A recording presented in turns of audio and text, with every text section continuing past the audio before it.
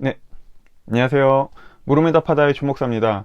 여러분, 제가 지금 인스타그램으로 이 계정을 하나 하고 있잖아요. 아마 이걸 영상을 보고 계신 분들 중에서도 인스타그램 계정을 통해서 들어오신 분들이 많을 텐데, 요새 많은 분들이 좀 이렇게 질문을 해주시는 것 중에 하나가 연애와 결혼 관련된 것 같아요. 사실 이제 결혼보다는 연애 관련된 질문들을 많이 하시는데, 예를 들면 이런 거죠. 이 사람이 정말 저에게 맞는 사람인지 모르겠어요. 계속 만남을 지속해야 될까요? 아니면은 좀 이 사람이랑 지금 만나고 있는 사람과 좀 이별을 생각하게 되는 것 같아요. 어떻게 헤어지는 게 맞는 걸까요? 아니면은 무엇이 하나님 뜻일까요? 보통 이런 연애에 있어서, 만남에 있어서 이 사람을 만나거나 혹은 헤어지는 것 중에 무엇이 하나님의 뜻일까요?를 저한테 물어보는 분들이 되게 많더라고요. 물론 우리가 누군가를 만날 때 정말 이 사람이 나에게 맞는 사람일까? 기독교인이라면 특히나 더 이 사람이 정말 하나님께서 나에게 허락하신 그런 나의 짝일까? 라는 생각을 하는 것은 중요하죠. 중요한데 사실 이 사람이 정말 하나님께서 나에게 주신 짝일까? 라는 거는 조금 우리가 너무 사랑을, 그리고 사람을 만나는 것을 흔히 TV에서 봐오는 어떤 드라마나 영화 같은 그런 판타지처럼 생각하는 경향이 있기 때문에 그래요. 사실은. 여러분, 그리고 우리가 가끔 결혼한 분들 중에서 이런 얘기 들어보셨을 거예요. 나 왠지 그 사람 딱 처음 봤을 때부터 결혼할 것 같았어. 이 사람이랑은 결혼하겠구나라는 생각이 처음부터 번뜩하니 들었어. 그런 얘기를 듣다 보면은 우리는, 난 지금 만나고 있는 이 친구는 그런 어떤 운명적인 느낌이 들지 않았는데, 안 그래도 지금 요새 싸우고 잘 안 맞는 것 같고 고민되는데, 그럼 이 친구는 아닌가? 하나님께서 원하시는 그런 사람이 아닌가? 라는 생각을 하게 될 때가 또 있다는 거예요. 그런데 여러분, 사실 그건 판타지예요. 여러분, 결혼한 사람 중에서 정말 처음 봤을 때부터 이 사람이 운명이구나, 이 사람이랑 결혼하겠구나 라고 해서 결혼한 사람이 과연 얼마나 될까요? 오히려 여러분, 대다수의 사람들은 결혼하기 전까지 정말 이 사람이 맞을까? 정말 내가 지금 옳은 선택일까? 정말 내가 이 사람이랑 결혼해서 행복하게 살 수 있을까? 결혼을 두고 고민하는 사람들이 훨씬 더 많다는 거예요. 그럼 이 사람들은 결혼 잘못한 거예요?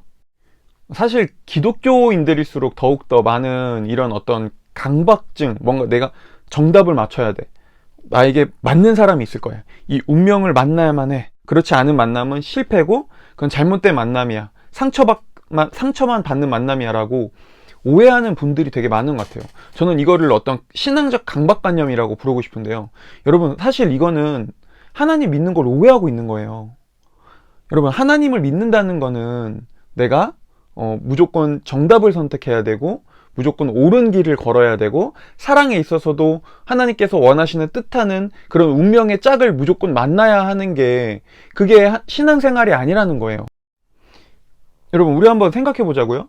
여러분이 누군가를 만날 때 정말 이 사람 정말 좋은 사람이야, 정말 이 사람이라면 결혼할 수 있을 것 같아 라고 생각과 그런 어떤 강력한 느낌을 가지고 만났다가 더 큰 상처받고 헤어진 경험 있으신 분들도 있을 거예요. 그렇죠?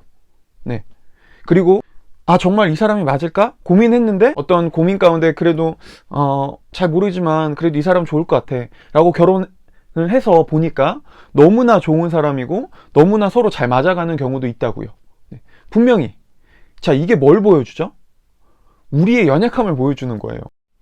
우리는 정말 이 사람이 하나님께서 보내주신 사람이야, 그래 정말 이 사람이 내 짝이구나 라고 확신해도 그 확신이 틀릴 수 있는 사람이고요. 우리는 이 사람은 아닌 것 같은데, 정말 이 사람이 맞을까? 라는 의심과 걱정, 고민을 했는데도 불구하고 알고 보니까 그런 하나님의 뜻이라는 것을 확인할 수 있는 그런 연약한 사람이라는 거예요.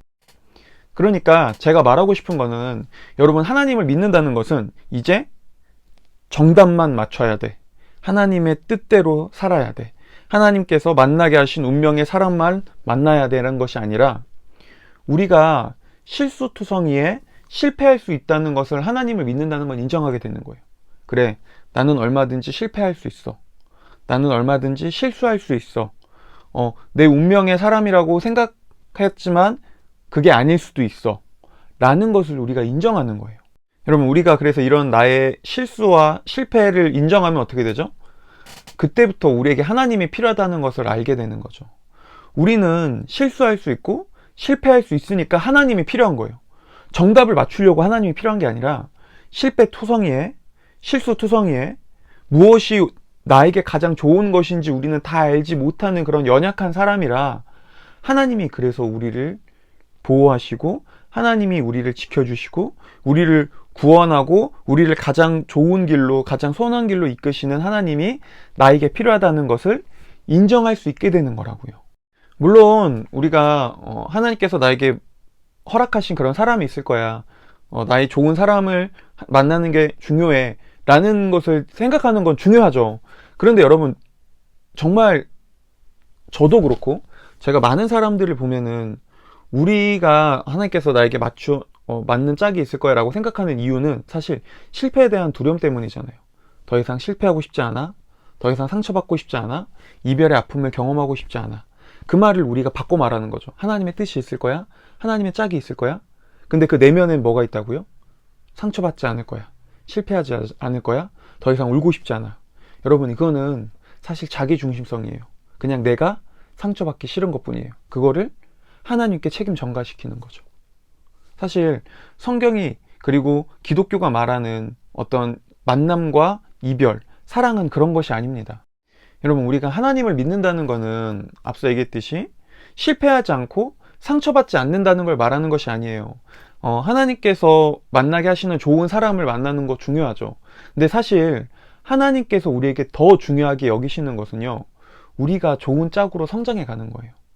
우리가 정말 누군가를 만났을 때 그 누군가와 정말 잘 사랑하고 서로를 잘 섬기고 정말 온전히 헌신할 수 있는 그런 사람으로 우리가 먼저 성장하고 우리가 먼저 더 사랑해 줄 수 있는 그런 사람으로 바뀌어가기를 하나님께서 원하신다고요. 실패하고 상처받지 않는 것보다 하나님께서 더 중요한 것은 오히려 그런 실패와 상처를 통해 우리가 더 성장해 가기를 원하신다는 것이죠. 여러분, 만약에 우리가 사랑에 실패하거나 상처받지 않았다고 생각해 봅시다. 그 어떤 실패도 해본 적이 없고 상처도 받아본 적이 없다고 해보자고요. 그러면은 아마 우리는 하나님께서 우리에게 자, 이 사람이 너의 짝이야 라고 했을 때 싫다고 할걸요? 아, 하나님, 이 사람은 제가 원하는 사람 아니에요. 어디서 이런 사람은 가져와요? 아, 전 싫어요. 제가 어떤 사람인데요? 에헤이, 아니요, 거부할게요. 우린 분명히 이럴 거라고요.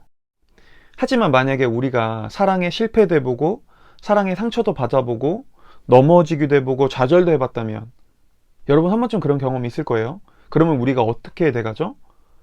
아, 나에겐 이런 사람이 더 맞겠구나. 그리고 또 우리 자신을 알아가는 거죠. 아, 나는 사랑할 때 이런 사람이구나. 나에게 이런 연약함이 있구나. 나에게 이런 부족함이 있구나.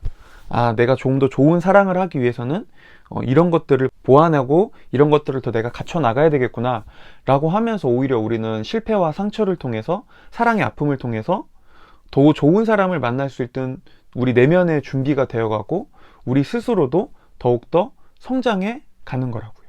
사랑의 실패와 상처와 아픔을 통해서. 그렇다면은 하나님께 뭐가 더 중요할까요? 우리가 당장 좋은 사람 만나는 게 중요할까요? 그냥 어떤 사람을 바로 만나는 게 중요할까요? 아니면 먼저 우리가 성숙해 가고 먼저 우리가 다듬어져 가는 게 중요할까요? 당연히 하나님께서는 이게 더 중요하시죠. 네. 그래서 하나님께서는 여전히 우리에게 상처와 실패와 이별의 아픔을 허락하신다는 거예요. 왜?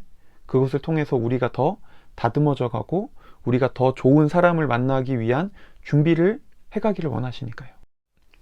저도 마찬가지예요. 저도 지금껏 저는 뭐 연애를 그렇게 많이 해보진 않았는데요. 몇 번의 긴 좀 만남과 이별을 반복하면서 제가 알게 된 것은 나라는 사람이 그냥 온전히 내가 지금 만들어진 게 아니구나. 새로운 사람이랑 연애를 할 때도 이전 사람과 연애했었던 그런 실패, 아픔, 후회들이 그 다음 사람이랑 연애를 할 때는 또 다른 저의 모습을 더 만들어 간다는 거예요. 더욱더 성숙한 연애를 하게 했다는 것이죠.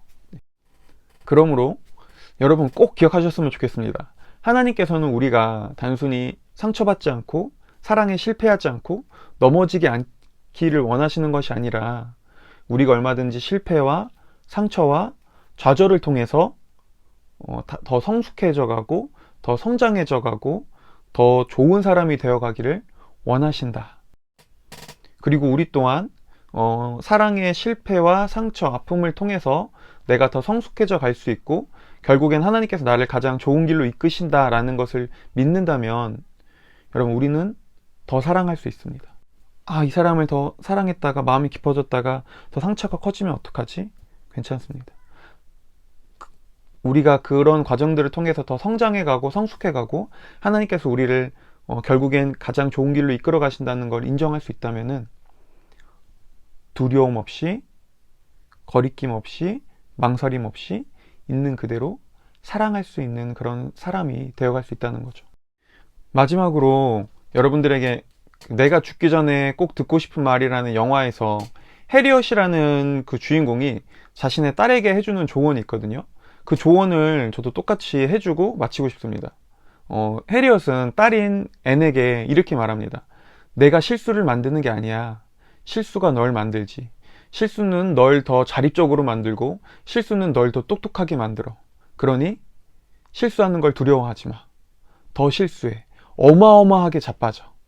네, 여러분, 실수는 우리를 더 성장시킵니다. 그러니 마음껏 사랑하고 마음껏 연애하세요.